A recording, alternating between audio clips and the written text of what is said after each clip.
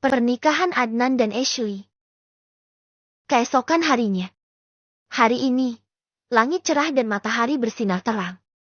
Aku, Bibi Mary, dan yang lainnya, mulai mempersiapkan keperluan Natal yang akan dilaksanakan besok. Semua orang tampak sibuk dan penuh semangat. Suasana di rumah Bibi Mary begitu hangat dan penuh kebahagiaan. Kami memulai dengan menghiasi pohon Natal yang besar di sudut ruang tamu. Pohon itu dipenuhi dengan bola-bola berwarna-warni, bintang-bintang kecil, serta lampu-lampu yang berkelap-kelip. Aku dan Ashley berlomba-lomba menggantungkan hiasan tersebut. Darren ikut berlomba juga bersama kami. Darren yang tak bisa menggapai tingginya pohon, ku bantu dengan menggendongnya. Dia sangat senang dapat menggantungkan hiasan pohon. Sambil sesekali tertawa dan berbicara tentang banyak guyonan, kami pun akhirnya selesai menghiasi pohon Natal tersebut. Sementara itu, Bibi Mary dan Larissa sibuk di dapur, membuat kue-kue spesial untuk merayakan Natal nanti. Aroma kue yang baru saja matang menguar dari dapur, menciptakan suasana yang semakin menggugah selera.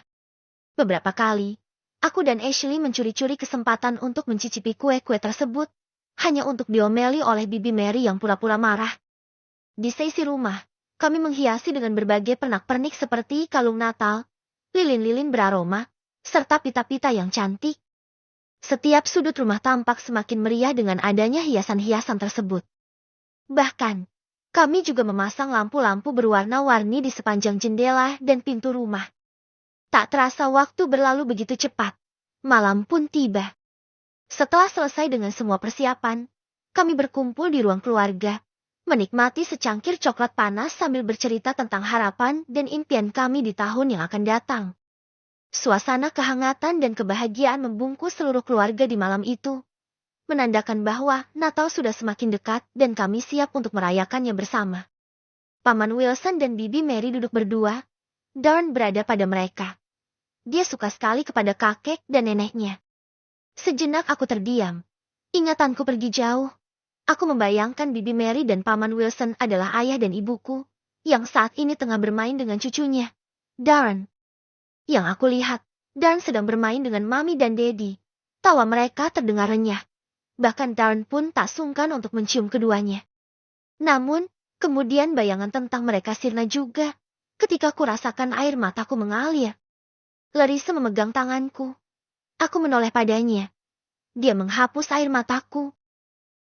Aku tahu apa yang kamu rasakan saat ini. Kamu rindu orang tuamu, kan? Tanyanya lembut. Aku mengangguk. Aku melihat mereka seperti kedua orang tuaku. Aku melihat Darren bermain dengan mereka, bukan dengan paman dan bibi. Jawabku jujur. Aku tak kuasa menahan air mataku, jadi aku menangis. Larissa segera memelukku dan membiarkan aku menangis dalam pelukannya. Udah ya, kita selalu seperti ini. Kita selalu merindukan sosok yang paling kita cintai. Tapi, kita nggak bisa menggapai mereka, karena mereka udah berbeda alam dengan kita. Larissa menenangkan aku. Ya, aku tahu, dia juga sering sepertiku. Merasa sangat merindukan orang tuanya dan bahkan pasti sering membayangkan kehadiran mereka dalam berbagai momen. Aku mungkin lebih cengeng darinya. Karena Larissa selalu terlihat tegar walaupun pembunuh orang tuanya selalu ada di depan mata setiap saat.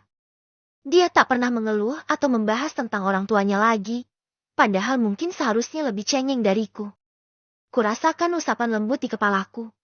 Aku melepaskan pelukan Larissa dan menoleh ke arah tangan itu berada. Bibi Mary.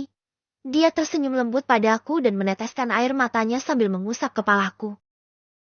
Anak yang malang, aku tahu apa yang kau rasakan. Nak, kau rindu pada ibumu dan ayahmu, bukan? Jika mau rindu ibumu, maka peluklah aku. Aku adalah ibumu, yang akan selalu menyayangimu tanpa batas. Tutur Bibi Mary. Aku menatap wajahnya. Wajah yang sangat mirip Mami itu berubah menjadi wajah Mami yang sebenarnya. Dia tersenyum. Senyum keibuan yang penuh kasih sayang. Mami. Ucapku. Ya, aku ibumu. Peluklah aku, nak. Jawabnya. Aku langsung menghambur memeluk sosok Mami. Walaupun aku tahu itu hanyalah bibiku, bukan ibuku.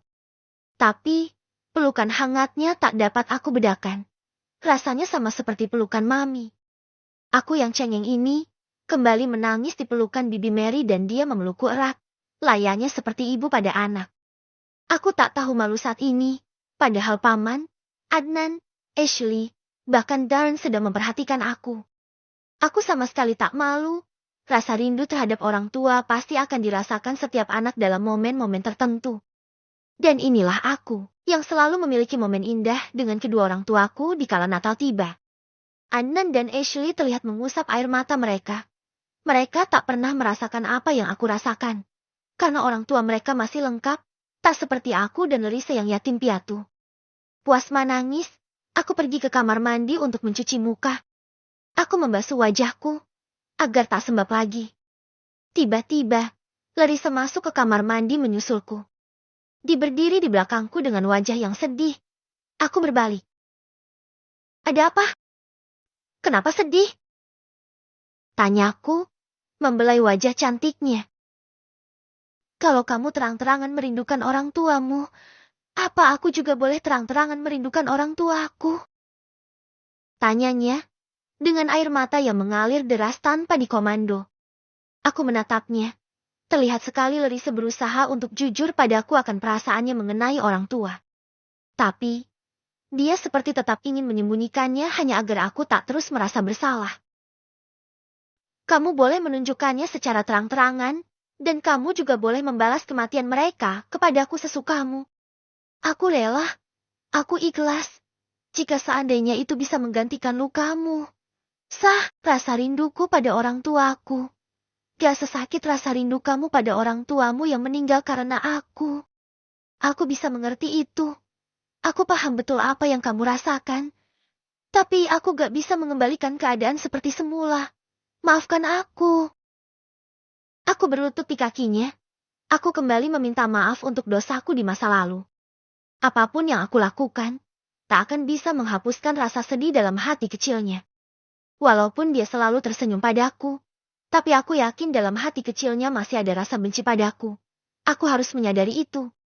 Larissa mengusap kepalaku sambil menangis pelan. Pedih? Itu pasti. Larissa merindukan mereka dengan kepedihan yang mendalam. Aku masih berlutut di kakinya, dengan terus meminta maaf. Larissa memintaku untuk berdiri, lalu kami berhadapan kembali. Aku menghapus air matanya. Dia menghapus air mataku. Bisakah kita saling mengisi kekosongan? Bisakah kita saling berjanji untuk tetap hidup bersama selamanya? Aku mau. Kita bisa tetap bahagia. Saling mengisi kekosongan dan kehampaan dalam hidup kita. Aku gak mau. Kamu dan aku terpisah oleh hal apapun. Karena saat aku kehilangan kamu, itu artinya aku kehilangan hidupku juga. Pinta Larissa padaku.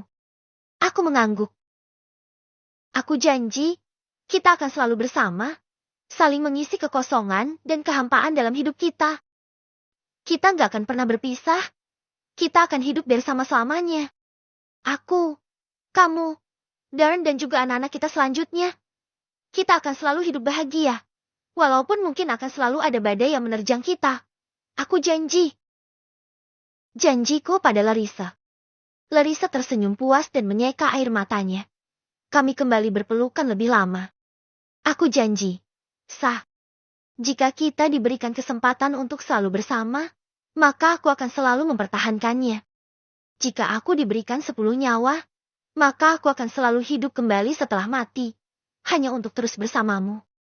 Jika aku diberikan kesempatan untuk hidup kembali di kehidupan selanjutnya, maka aku akan memilih untuk bisa hidup sebagai Jason lagi, yang selalu mencintai Larissa. Dan, jika aku diberikan permintaan yang akan dikabulkan, maka aku akan meminta untuk diberikan umur yang panjang, agar aku dan kamu bisa bersama selamanya. Tak ada wanita yang aku cintai selain kamu. Sah. Kamu adalah satu-satunya wanita yang berhasil membuatku gila karena cinta. Malam sudah larut. Aku melihat Larissa dan Darren sudah terlelap. Larissa tidur setelah drama air mata tadi terjadi. Aku mencium keningnya lembut. Setelah itu aku keluar dari kamar. Saat aku berjalan ke ruang tengah, kulihat Adnan dan Paman sedang berbincang, lalu ada Bibi Mary juga di sana. Aku bergegas menghampiri mereka dan duduk di samping Adnan. Apa yang sedang kalian bahas? Tanyaku, ingin tahu. Tentang pernikahan. Jawab Bibi Mary. Bagaimana klimasnya? Aku sangat penasaran, hingga bersemangat ketika bertanya. Aku ingin pernikahan mereka digelar di sini, secepatnya. Jawab Paman. Aku langsung menatapnya. Paman hanya menganggukkan kepala. Aku mencolek Adnan. Dia berbalik dan tersenyum, lalu mengangguk. Apa maksudnya? Tanyaku padanya. Ayah Paman Wilson ingin supaya saya dan Aisyah menikah secepatnya di sini. Ayah bilang, saya gak boleh mengikat Aisyah terlalu lama dengan status tunangan. Tapi beliau meminta saya untuk mengikatnya dengan ikatan pernikahan. Adnan menjelaskan dalam bahasa Indonesia. Jadi, kamu dan Aisyah akan menikah di sini. Adnan mengangguk. Aku menatap Paman dan Bibi. Bagaimana bisa? Ashley sekarang seorang Muslim. Dia tak mungkin menikah tanpa wali, karena Paman adalah Nasrani. Aku bertanya pada mereka. Kau tak usah cemas, Nak. Di kota ini ada banyak Muslim. Bahkan ada sebuah tempat organisasi umat Muslim, dan ada juga pemuka agama yang selalu membantu membimbing seseorang yang akan berpindah keyakinan. Aku akan memintanya dan organisasinya untuk menjadi saksi pernikahan Ashley dan Adnan. Aku juga akan mewakilkan perwalianku, agar siapapun dapat menjadi wali untuk putriku. Tutur Paman. Tapi kenapa? Kenapa harus mendadak? Jarak tempat tinggal kami ke negaramu sangat jauh. Bukan karena kami tak mampu atau malas untuk bisa datang ke sana. Tapi, karena kami memiliki kesibukan yang tak bisa kami tinggalkan. Karena kami ingin menyaksikan pernikahan Ashley, maka dari itu kami memilih untuk menikahkan Ashley di sini saja, agar kami bisa menyaksikan pernikahannya secara langsung. Untuk resepsi, kau boleh menggelarnya di rumahmu. Kami akan usahakan untuk datang saat kami bisa lepas dari kesibukan kami nantinya. Bibi Mary ikut menimpali. Apakah Ashley sudah tahu? Belum. Kami baru membicarakan ini dengan calon suaminya saja. Kami akan berbicara dengannya besok. Lalu, rencananya kapan pernikahan itu akan digelar? Jika Adnan siap, aku ingin pernikahannya dilaksanakan setelah perayaan Natal nanti di masjid yang terletak di sudut kota. Jawab Paman. Aku siap, Ayah. Aku akan menikahi Aisyah setelah Natal nanti. Untuk itu, aku akan mempersiapkan mas kawin untuknya. Jawab Adnan mantap. Aku kagum. Adnan tak menunggu untuk menghalalkan kekasihnya ketika ada celah dari Paman. Dia dengan cepat mengambil kesempatan itu. Aku yakin, Adnan tak mau rencana pernikahannya gagal lagi jika menunggu terlalu lama. Bagus, aku senang kau mengambil langkah cepat. Aku bangga padamu, Nak. Ucap Paman dengan senyum lebarnya. Tentu, jika sudah ada kesempatan dan kemudahan untuk menikahi Aisyah, maka aku akan segera mengambilnya. Aku tak mau kehilangan kesempatan untuk menikahi gadis yang aku cintai. Setiap celah kecil akan berusaha aku masuki demi bisa menikahinya. Paman dan Bibi senang. Mereka pasti senang memiliki calon menantu seperti Adnan, yang tegas dan tak mudah goyah. Setelah membicarakan tentang rencana pernikahan, Paman dan Bibi masuk ke kamar mereka untuk tidur, karena malam sudah sangat larut. Aku dan Adnan masih berada di ruang tengah, belum ingin masuk ke kamar kami. Kamu yakin mau nikah cepat? Maksudnya, kamu yakin mau nikah di sini tanpa disaksikan oleh orang tua dan keluarga kamu? Tanyaku pada Adnan. Saya siap, Bos. Orang tua saya akan saya beritahu nanti tentang rencana ini. Insya Allah, mereka gak akan mempermasalahkan ini. Mereka sudah menyerahkan sepenuhnya soal pernikahan pada saya. Kamu gak ragu sama sekali untuk menikahi Aisyah? Enggak. Saya sangat yakin kalau dia jodoh saya. Insya Allah, kami akan hidup bahagia setelah menikah nanti. Aku tersenyum dan menepuk-nepuk pundaknya, lalu aku memeluknya. Kalau kamu nikah, saya nggak ada teman lagi dong. Aku sedih. Ah, bos lebay deh. Saya kan bakalan tetap kerja di rumah bos. Memangnya, kalau saya nikah, istri saya nggak boleh makan. Saya harus tetap bekerja. Adnan melepas pelukanku, wajahnya masam.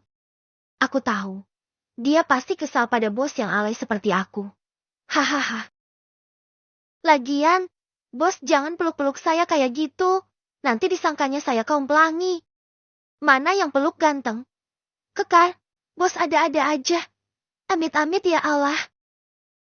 Adnan langsung bangkit dan bergidik mendengar candaanku. Kenapa? Emangnya saya kurang ganteng? Jadi gak menarik buat kamu?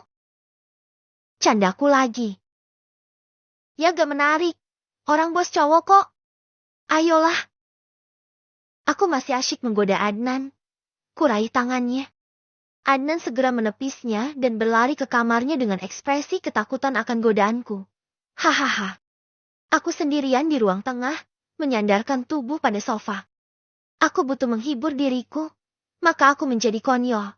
Demi bisa membuatku tertawa.